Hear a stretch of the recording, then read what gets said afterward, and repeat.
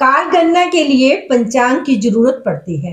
पंचांग के 5 तत्व अर्थात 5 अंग हैं: तिथि, नक्षत्र, योग, करण तथा वार। इस तरह करण पंचांग का चौथा अंग हुआ। करण किसी व्यक्ति के व्यक्तित्व के विषय में बताता है। ये बताता है कि उसके जीवन की राह कैसी होगी। करण व्यक्ति के आंतरिक स्वभाव के विषय में बताता है। करण की व्याख्या करते समय करण को किसी विशेष जीव से जोड़ा गया है।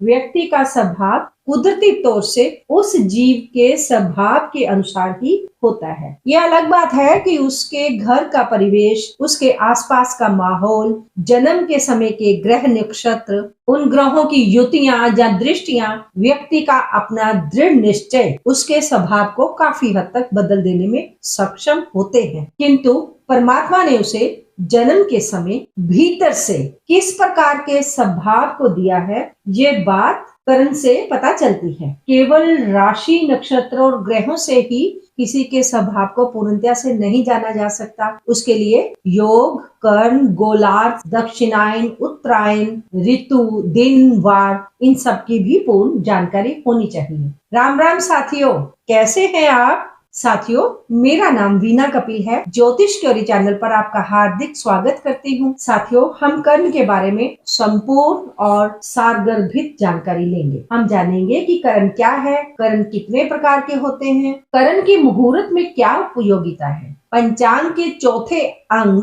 कर्ण की ज्योतिषीय गणना कैसे की जाती है, किस कर्ण में शुभ कार्य करना चाहिए और किसमें नहीं करना चाहिए, कर्ण और उनके स्वामी कौन से हैं और उनकी क्या विशेषताएं हैं, किस कर्ण में जन्म से उसका क्या फल मिलेगा, उनके देवता का नाम क्या है, पंचांग में कर्ण का उपयोग कैसे करते हैं, क्या कर्ण से भविष्य जाना जा सकता है, और यदि किसी कर्ण से हमें परेशानी महसूस हो रही है तो उसका उपाय क्या करने चाहिए, ये भी इस वीडियो में हम जानेंगे। साथियों, उपाय के लिए तो जो देवता हैं उनका पूजन अर्चन करना चाहिए, व्रत करना चाहिए। साथियों, कर्ण का सिद्धांत सूर्य सिद्धांत पर आधारित है। हमारा भवचक्र बहुत विशाल है, जो कि 360 डिग्री का है और पंचांग की सहायता से समय की गणना की जाती है। इस 360 डिग्री के भवचक्र को हमारे ऋषियों ने 12 हिस्सों में बांटा है, जिन्हें हम राशियों का नाम देते हैं। इस तरह एक राशि में तो 30 डिग्री हुई, एक राशि में आगे 2.25 नक्षत्र भी होते हैं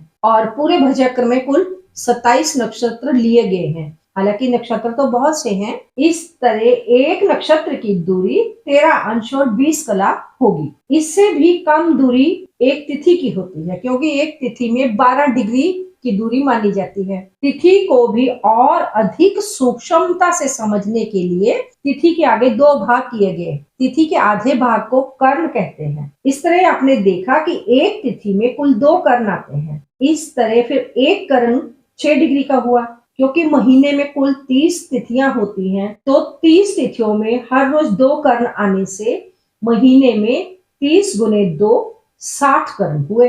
कर्ण क्योंकि हमारे नेचुरल स्किल को, हमारे नेचुरल टैलेंट को बताता है। ये सीधे सीधे धन तो नहीं देता, किंतु हमारे करियर में धन कमाने में सहयोग जरूर करता है। साथियों, क्योंकि कर्ण का जो तत्व है वो पृथ्वी है, अर्थात माया, धन, मैटेरियलिस्टिक लाइफ। कर्ण एक पैरामीटर है जो दिखाता है किसी के भीतर के गुणों को। इसका प्रयोग भौतिक जीवन में धन संपत्ति देखने के लिए भी होता है। साथियों, कुल 11 कर्ण हैं, जिनमें से पहले 7 कर्ण महीने में 8-8 बार आते रहते हैं, किंतु अंतिम के जो 4 कर्ण हैं वो अमावस्या के आसपास महीने में केवल 1 बार ही आते हैं। इनमें से जो पहले 7 कर्ण हैं वो चर कर्ण हैं, अर्थात चलायमान कर्ण हैं, और अंतिम के जो 4 कर्ण हैं वो स्थिर कर्ण हैं। प्रथम 6 कर्ण चर कर्ण भी हैं और इनमें आप शुभ मांगलिक कार्य भी कर सकते हैं, किंतु अंतिम के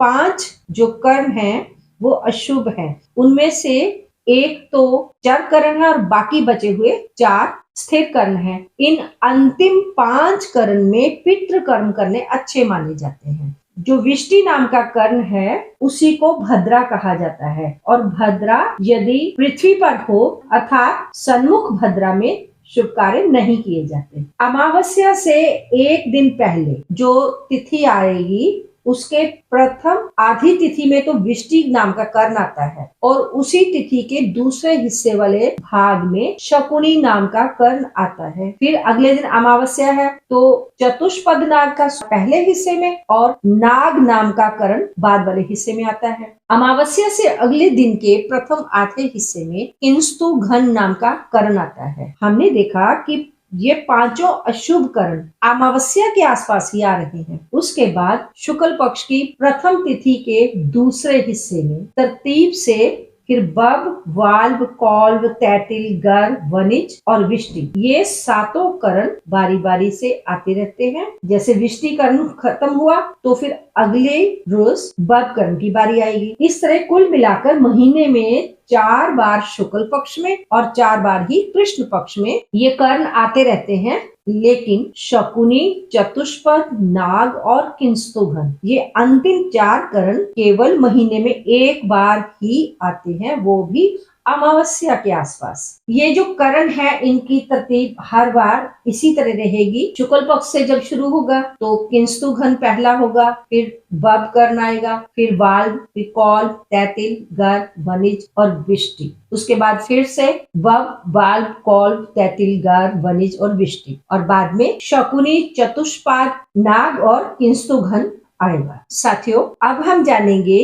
कि इन कर्ण के देवता कौन है, इनका किस जीव के साथ स्वभाव मिलता जुलता है, इनकी संज्ञा क्या है, कि ये चर हैं या स्थिर हैं, ये वैसे हम पहले जान चुके हैं। और अब हम ये भी जानेंगे संक्षिप्त रूप में इनके कार्य क्या हैं और यदि इस नक्षत्र में किसी का जन्म होता है तो उस इंसान का स्वभाव किस प्रकार का होगा। सबसे प्रथम कर्ण बब कर्ण से शुरू करेंगे। बब कर्ण के देवता इंद्र हैं और इसका जीव शेर है और इसकी संज्ञा चर है। इस कर्म में जन्म लेने वाले जातक का स्वभाव शेर की तरह ही होगा, लेकिन वो बुद्धिमान, किसी भी एक विशेष क्षेत्र में उसको महारत हासिल होती है, वो किसी विशेष क्षेत्र में वो कुशल होता है, समाज में अपनी पहचान बनाने वाला होता है, शत्रुओं को हराने वाला होता है, चाहे कुछ भी हो जाए वो शत्रुओं से हार नहीं मानता, अपने परिवार का रक्षक होता है, अपने परिवार का हमेशा भला चाहने वाला होता है। किंतु इन जातकों का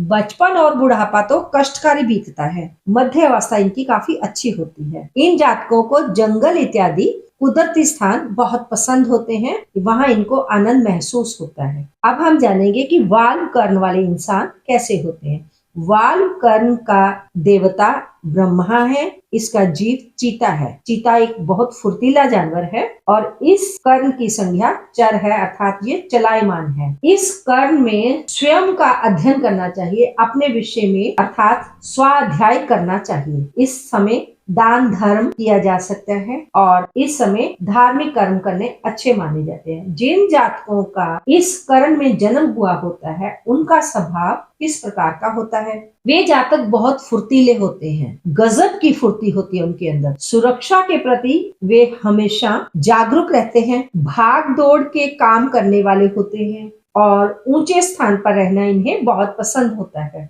अपने आसपास किस तरह का वातावरण है उसका ये बहुत अधिक ध्यान रखते हैं और दिन की बजाय रात्रि में काम करके ये जीवन में अधिक सफल हो सकते हैं। इसलिए इन्हें जासूस इत्यादि के कार्य करने चाहिए।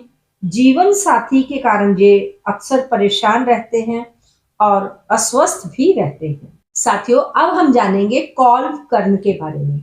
कौल्व कर्ण के देवता मित्र अर्थात सूर्य देव हैं। इसके लिए जो जीव है वो सुअर माना गया है, अर्थात जिस तरह का सुअर का स्वभाव होता है कौलव कर्ण वालों का स्वभाव भी वैसा ही होगा। ये कर्ण चर कर्ण है अर्थात चलायमान है। इस कर्ण के समय मैत्री के कर्म करने चाहिए या स्त्री के कर्म अर्थात स्त्री से संबंधित कार्यों में हिस्सा लेना चाहिए। जिन जातकों का जन्म इस कर्ण में अर्थात कौलव कर्ण में होता है उनका स्वभाव जानिए। उनका बहुत बड़ा परिवार होता है, वे निडर होते हैं और तेज आवाज करने वाले होते हैं। अपनी पहचान बनाने के लिए वे जीवन भर प्रयत्नशील रहते हैं। नीच जाति से उन्हें संरक्षण प्राप्त हो जाता है। अपने परिवार की सुरक्षा के लिए वो धन खर्च करना अच्छा मानते हैं। उन्हें गले की कोई ना कोई बीमारी अवश्य होती है एक से अधिक वो रिश्तों में आस्था रखते हैं, समाज से दूरी बनाए रखते हैं। इन्हें समाज के नियमों को मानना पसंद नहीं। ये विजातीय सभ्यता को अधिक पसंद करते हैं और अपनी शादी भी किसी दूसरी सभ्यता में करना ही अधिक पसंद करेंगे। तैतिल कर्ण वाले व्यक्ति का स्वभाव कैसा होगा? इनके देवता विश्वदेव अर्थात सूर्य भगवान हैं। इसके लिए जीव गधा माना गया है और ये चलायमान अर्थात चर कर्म है। इस समय के दौरान सौभाग्यवती स्त्री के जो प्रिय कर्म हैं वो करने ज्यादा अच्छे रहेंगे। जिन जातकों का जन्म तैतिल कर्ण में होता है उनका स्वभाव जानेंगे। वे जातक आलसी होते हैं, चुगलखोर भी होते हैं। इन्हें अधिक भोजन करना बहुत पसंद होता है। ये आराम पसंद लोग हैं। लोगों की खबरों को प्रसारित करते हैं अर्थात इधर की बात उधर और उधर की बात इधर। ये काम उत्तेजना में भी अधिक समय लगाते हैं और उस समय ये बहुत चंचल भी होते हैं। यदि ये स्वस्थ रहें तो इनके जीवन में पैसे का अभाव रहेगा, भौतिक सुखों का अभाव रहेगा। यदि ये संपन्न हो जाए मतलब धन संपत्ति वाले ज्यादा हो जाए तो फिर ये बीमार रहने लगेंगे। इन्हें कोई ना कोई बीमारी लगी रहेगी। इन्हें गर्म प्रदेश ज्यादा अच्छा लगता है। ये कहना मानते हैं और दूसरों के कहे अनुसार कार्य कर लेते हैं। गर्भ करण में जन्मे हुए जातकों का देवता पृथ्वी है। इनका जीव हाथी है और ये भी एक चर अर्थात चलायमान कर्ण है। इस समय के दौरान हल जोतने का कार्य कर सकते हैं आप, बीज बीजना इत्यादि अर्थात खेती के कार्य इस समय के दौरान करने चाहिए। जिन जातकों का जन्म गर्भ करण में हुआ है उनके स्वभाव में सत्ता की चाहत शामिल होती है। वो हमेशा ऊंचे ओहदे पर जहाँ अपनी चलाने वाले होते हैं। वे बहुत आराम पसंद होते हैं, कभी कभी हिंसक भी होते हैं, खूनी हो जाते हैं। रोजमर्रा के कामों में ये आलसी होते हैं। इनके सोने और जागने का कोई नियम नहीं है, कब सोएंगे कब जागेंगे अर्थात बिल्कुल नियमबद्ध तरीके से नहीं उठते बैठते। ये अधिक भोजन करना पसंद करते हैं और ताकत के कामों में इन्हें खूब आनंद आता है। सभी के काम आते हैं किंतु जब ये गुस्से होते हैं तो इनका गुस्सा चरम सीमा में होता है और फिर उस समय ये किसी के भी सगे नहीं होते। बिल्कुल हाथी की जैसा इनका व्यवहार है। वनिजकरण महालक्ष्मी देवी इनकी देवता है। सांड के साथ इस वनिजकरण वालों का स्वभाव जोड़ा गया है। ये भी एक चर करण है और इस करण के दौरान व्यापार से संबंधित कार्य करना चाहिए। जिन जातकों का जन्म वनिजकरण में होता है उन्हें क्रोध अधिक आता है, दूसरों का वो कहना नहीं मानते। हाँ, विपरीत लिंगी की तरफ बहुत आकर्षित रहते हैं। दूसरों की संपत्ति को हड़प करना, ये कोशिश करते हैं कि दूसरों की चीज के ऊपर, दूसरों की वस्तु के ऊपर अपना अधिकार जमा पाए। ये किसी एक जगह पर लगातार नहीं रहते, बार बार अपना स्थान बदलते रहते हैं, घर बदलते रहते हैं। ये विरोधी का हर हाल में डटकर सामना करते हैं, मर जाएंगे या मार डालेंगे, इस हद तक ये विरोधी का सामना करते हैं। इनका स्वभाव एक सांड के जैसा है। काम अपनी इच्छा से कर रहे हैं तो करते रहेंगे। यदि किसी ने इन्हें भड़का दिया तो फिर ये उसका मृत्युपरंत पीछा करेंगे। अब जानेंगे विष्टिकर्ण के बारे में। विष्टिकर्ण के देवता जम है। इसका जीव उल्लू है और ये भी एक चलायमान अर्थात चर करण है। इस समय के दौरान क्रूर कर्म करने चाहिए। इस समय के दौरान शुभ कर्म नहीं किए जाते। जिन जातकों का जन्म विष्टिकर्ण के दौरान होता है उनका स्वभाव बहुत बुरा होता है। वे पाप कर्म में लगे रहने वाले होते हैं। चोरी डकैती इत्यादि कार्य इन्हें अच्छे लगते हैं। अपने से चाहे कोई कितना भी बलवान क्यों ना हो उसे भी ये कोशिश करते हैं कि हरा डालें। गुप्त कामों में लगे रहते हैं। रात को ये अधिक सक्रिय होते हैं और जब तक ये बालिग नहीं होंगे तब तक तो ये अपने परिवार के हैं। जैसे ही बालिग हो जाते हैं तो अपने परिवार को सबसे पहले छोड़ते हैं। ये अपनी बुरी आदतों में शराब कबाब में डूबे रहते हैं, हिंसक भी हो जाते हैं, लेकिन ये खतरे को जल्दी भांप लेते हैं। जब इन्हें समझ में आए कि यहाँ पर खतरा है तब ये पलायन कर जाएंगे, भाग जाएंगे वहां से। इन्हें बड़ी बड़ी जब बहुत पुरानी हवेलियों में रहना, जब बहुत बड़े बड़े पुराने महलों में रहना बहुत पसंद है और इतिहास की जानकारी ये बहुत अधिक रखते हैं। शकुनीकरण के देवता कलियुग हैं, अर्थात कली है। इसका जीव चिड़िया है। ये एक स्थिर करण है। इस करण के दौरान मंत्र साधना या औषधि अर्थात दवाइयों से संबंधित कार्य करने चाहिए। यदि किसी जातक का जन्म शकुनीकरण में हुआ है तो उस जातक का स्वभाव स्वार्थी होगा। वो अपने विषय में पहले सोचते हैं, अपनी सुरक्षा अपने आप कर लेते हैं, अपने कुल के लोगों के साथ विश्वासघात करते हैं। इन्हें केवल अपने जीवन साथी के साथ रहना ही पसंद आता है। ये सामूहिक परिवार में मतलब के लिए रुकते हैं। केवल भोजन या सुरक्षा के समय ये सामूहिक परिवार में रहेंगे, बाद में लड़ाई झगड़ा अधिक करेंगे, अर्थात स्वार्थी किस्म के ये लोग होते हैं। चतुष्पद, चतुष्पद करण के देवता रुद्र हैं। इसका ये कुत्ता है, ये भी एक स्थिर करण है। इस समय के दौरान प्रशासनिक कर्म करने चाहिए। यदि किसी जातक का जन्म चतुष्पद में हुआ है तो वो जातक गरीब होगा किंतु विलासी होगा। गरीब होने के बावजूद भी इधर उधर से जुगाड़ करके ऐशो आराम का सामान इकट्ठा करेगा। जो इसके पास नहीं भी होता ये उसका भी दिखावा करता है। इसे दिखावा करने की बहुत आदत होती है। अपनों से ही लड़ाई झगड़ा करता है। पुरुषों की अपेक्षा ये जातक स्त्रियों में अधिक क्रियाशील रहते हैं। इन्हें एक ही स्थान पर रहने की आदत है। ये घर जीवन में बहुत कम बदलते हैं, फिर भी ये संतोषी होते हैं। इनको शरीर का जो कष्ट है वो होता रहता है क्योंकि ये सर्वभक्षी होते हैं, अर्थात ये हर चीज खा सकते हैं, हर तरह का भोजन खाते हैं, उससे इनका शरीर खराब रहता है।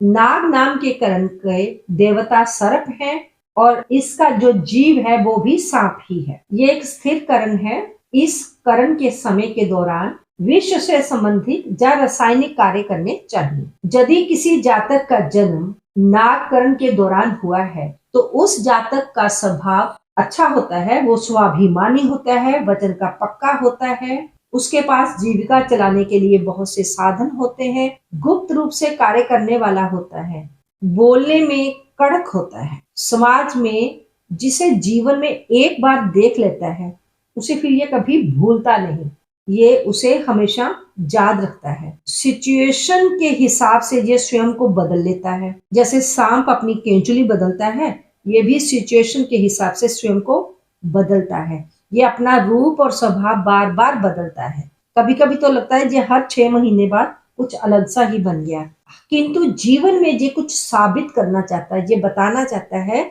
अपने आप को स्थापित करना चाहता है समाज में। इसके लिए ये खूब मेहनत भी करता है। किंस्तु घन के देवता वायु है, मारुत है। इनके जीव कीड़े मकोड़े। इनका स्वभाव स्थिर है। जब किंस्तु घन का समय चल रहा हो उस समय सामान्य कर्म करने चाहिए। जिन व्यक्तियों का जन्म किंस्तु घन करण में होता है वो झुंड में रहना बहुत पसंद करते हैं। जैसे कीड़े मकोड़े झुंड में ही रहते हैं। ये अपने कुल के रक्षक होते हैं। पानी से पर बहुत ज्यादा डरते हैं। जहां कहीं भी पानी वाला स्थान होगा वहां पर ये भीड़ में रहेंगे, अकेले नहीं जाएंगे। अधिक गर्मी और अधिक सर्दी को ये सहन नहीं कर सकते। शत्रुओं का डटकर सामना करते हैं। चाहे कोई कितना भी बलवान हो उसको भी हराने की ताकत रखते हैं, लेकिन अकेले नहीं, अपने कुल के साथ या अपने साथियों के साथ ये शत्रु का सफाया कर देते हैं। यदि ये अकेले रह जाएं तो फिर ये स्वयं ही समाप्त हो जाएंगे। ये जीवन को अकेले नहीं जी सकते। साथियों, आपने वीडियो को जहां तक देखा उसके लिए बहुत बहुत धन्यवाद। आज के लिए बस इतना ही। मिलती हूँ जल्द ही किसी नई जानकारी के साथ। तब तक आप अपना ध्यान रखें, स्वस्थ रहें, मस्त रहें, खुश रहें। ओम नमः शिवाय।